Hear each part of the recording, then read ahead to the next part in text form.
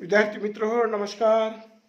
खूप दिवसाच्या नंतर आपण या व्हिडिओमध्ये भेटत आहोत.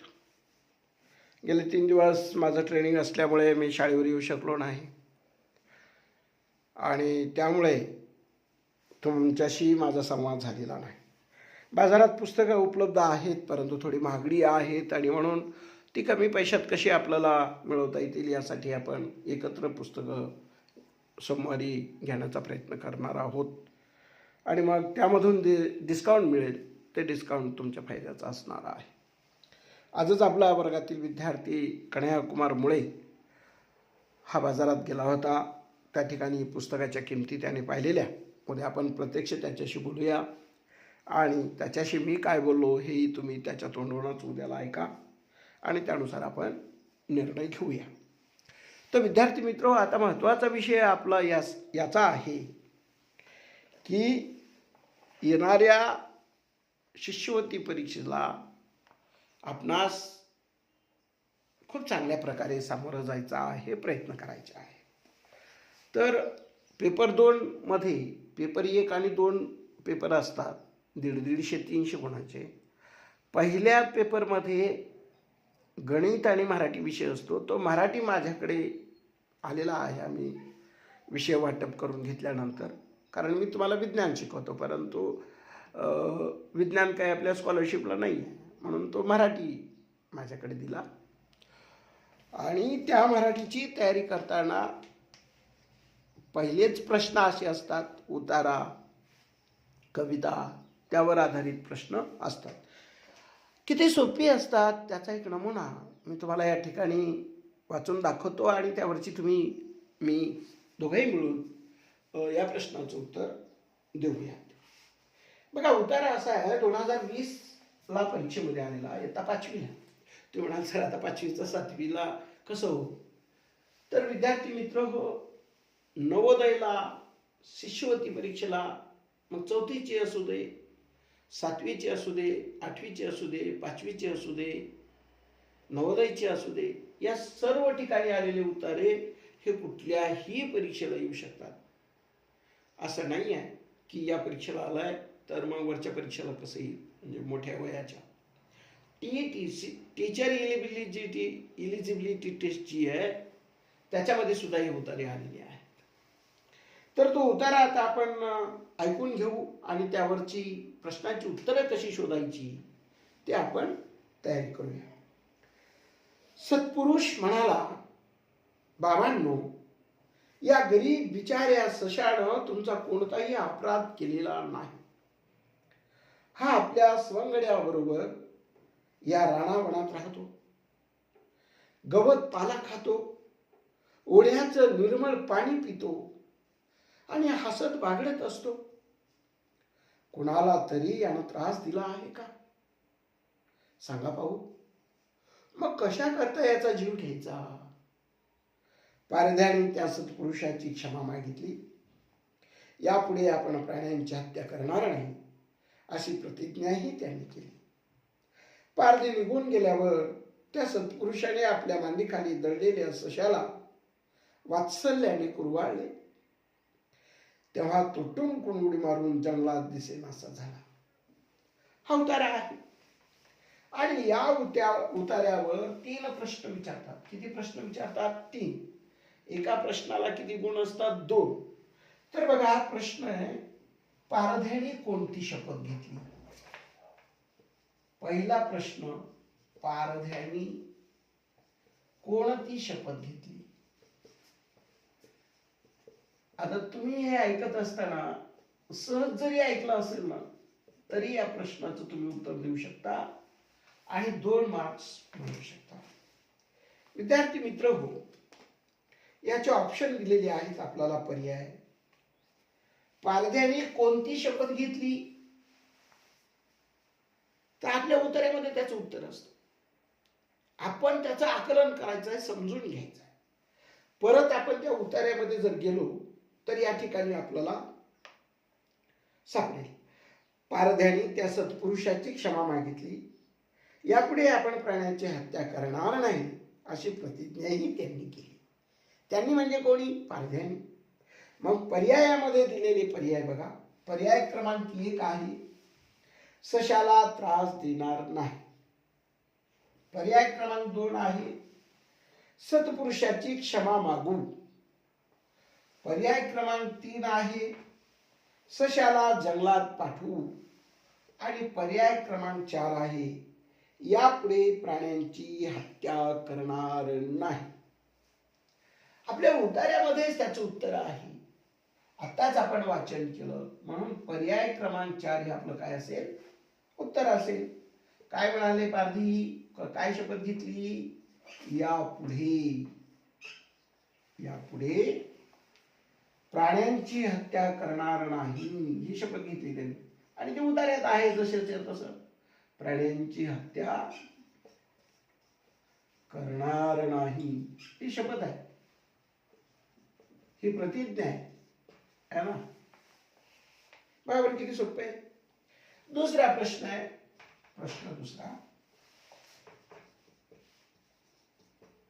प्रश्न दुसऱ्यामध्ये त्यांनी आपल्याला विचारले बघा.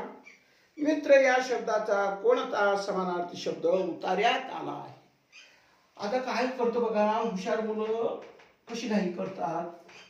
मित्र या शब्दाचा समानार्थी शब्द म्हणलं की ते विचारच करत नाही, की ते आपल्याला पाठ असलेला समानार्थी शब्द शोधतात आणि लिहितात आणि तिथेच फसवणूक होते. का बरं? कारण उतारा दिलेला आहे, उतार्याचं आकलन आपल्याला किती झालेलं आहे ते तपासणारा हा प्रश्न आहे. मग ते तपासत असताना प्रश्न काय विचारला तो आपण चांगला समजून घेतला पाहिजे, की मित्र या शब्दाचा कोणता समानार्थी शब्द या उतार्यात आला आहे. या उतार्यात तो आला पाहिजे. मग आता आपण पर्याय वाचूया. वात्सल्य, सवंगडी, सूर्य, सत्पुरुष. आता आपल्याला हे कळलं पाहिजे की मित्र दोस्त माहिती आहे ना आपल्याला. मग याचा समानार्थी शब्द वात्सल्य जर आपण निवडू तर वात्सल्य आलेलं आहे ते. मग मित्र म्हणजे दोस्त आणि दोस्त म्हणजे काय, वात्सल्य असतं. वात्सल्य जशी एखादी गाय आहे आणि गाय आपल्या वासराला ज्या प्रकारे तिला चाटते, तिची माया करते, ते त्या गायीचं आपल्या त्या वासरावरचं प्रेम आहे, म्हणजे वात्सल्य. आई जेव्हा आपल्या लेकराला जवळ घेते, कुरवाळते, हात फिरवते, है ना, ते काय आहे, आईचं वात्सल्य आहे. म्हणजे मित्र आणि वात्सल्य हे समानार्थी होतील का? नाही. म्हणून पहिला पर्याय आपला उत्तर असणार नाही. आता इकडे मी लगेच दुसऱ्याला सांगणार नाही तुम्हाला आताच. चौथ्याला जर बघू, सत्पुरुष. आता मित्र हा सत्पुरुष असू शकतो, परंतु मित्राचा तो समानार्थ नाही. जो की सत्पुरुष हा शब्द या उतार्यात आलेला आहे, परंतु ते त्याचं उत्तर नाही. का बरं? कारण सत्पुरुष म्हणजे चांगला पुरुष. चांगला पुरुष म्हणजे चांगल्या विचाराचा, चांगल्या आचरणाचा तो. सूर्य, आता सूर्य आपल्याला माहिती आहे, हा सूर्य आपला मित्र आहे, त्याच्यामुळे तर आपलं सगळं चाललंय. परंतु मित्र या शब्दाचा समानार्थी शब्द सूर्य आहे का? होऊ शकतो का? नाही.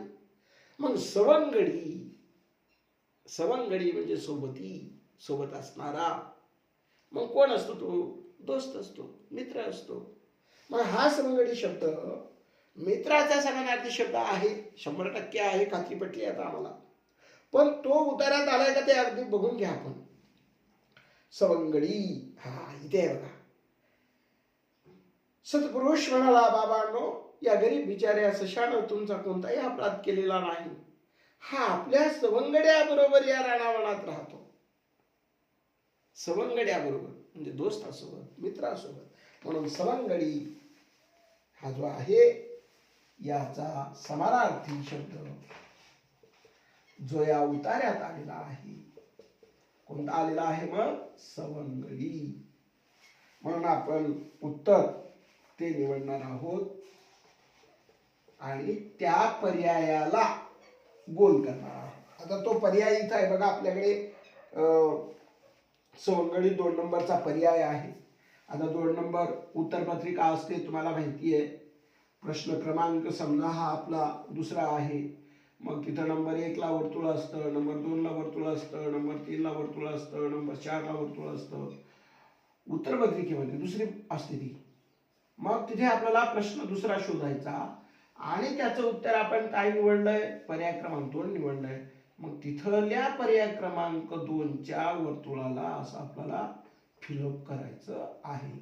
वर्तुळ छानपैकी भरायचं आहे, कारण OMR पद्धतीने या उत्तरपत्रिका तपासल्या जातात.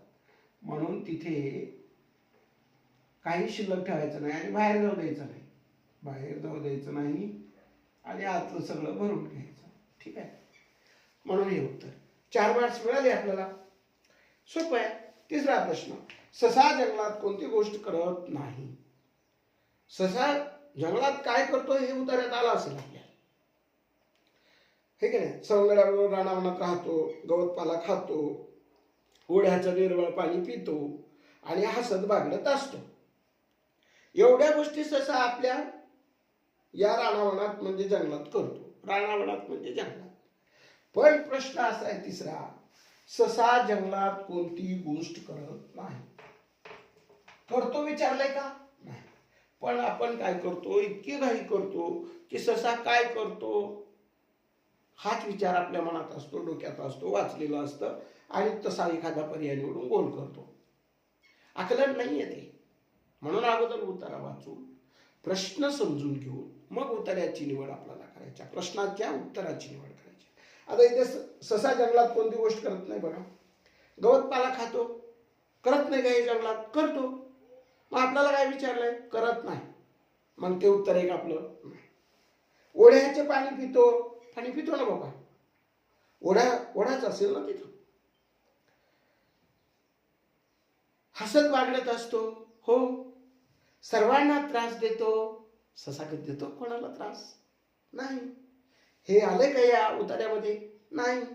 म्हणून आपल्याला पर्याय क्रमांक तिसऱ्याचा सुद्धा कितवा पर्याय क्रमांक निवडायचा आहे, उत्तराकडे जायचं आणि पर्याय क्रमांक 3 निवडायचा आणि तिथला गोल असा फिलअप करायचा. ऐकलं सोपं. फक्त जेल पेन वापरायचा नाही, जेल पेन वापरायचा नाही. एवढं सोपं आहे पहा. त्यामुळे कसलीही काळजी न करता परीक्षेला बसायचं आहे आणि आपल्या ज्ञानामध्ये अधिकाधिक वाढ करायची आहे, जेणेकरून येणाऱ्या भविष्यातल्या अनेक परीक्षाला तुम्हाला सामोरं जायचं आहे. आणि त्यामुळे स्कॉलरशिप परीक्षा सरकार जाणीवपूर्वक तुमच्या वयातल्या विद्यार्थ्यासाठी ठेवत असतं. सर्वांनी याचा लाभ घ्यायचा आहे. थोडे बहुत पैसे खर्च होतात, पैसे खर्च होत आहेत म्हणून परीक्षेपासून दूर राहायचं नाही. ही परीक्षा तुम्हाला बरंच काही देते. तुमच्या विचार करण्याच्या पद्धतीमध्ये पूर्णपणे बदल होतो, तुमच्या ज्ञानामध्ये वाढ होते आणि परीक्षेला तुम्ही घाबरत नाही. आणि भविष्यामधल्या कुठल्याही पदाच्या नोकरीवर आपल्याला जायचं आहे तर स्पर्धा परीक्षा असतात आणि त्या स्पर्धा परीक्षा अशा पद्धतीनंच घेतल्या जातात. म्हणून याचा सराव या बालवयातच झाला पाहिजे. तरी सर्वांनी हा व्हिडिओ पहा. आवडला असेल तर लाईक करा, आवडला नसेल तर काही हरकत नाही. पुन्हा आपण चांगला प्रयत्न करूया. धन्यवाद. इथेच थांबतो.